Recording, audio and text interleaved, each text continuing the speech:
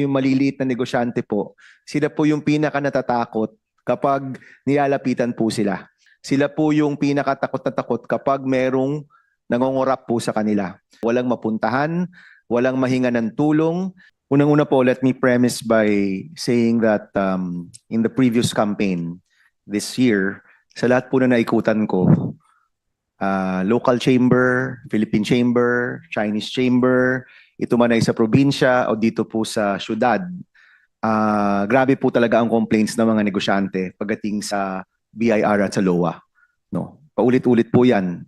Yung mga LOA, yung mga assessment, walang basihan, or kung masyado mang mataas, ginagawang mataas para lang po mag-settle. That's my intention, kaya dapat itong mailabas sana. So people can check kung itong LOA ba na ito ay talagang valid o hindi.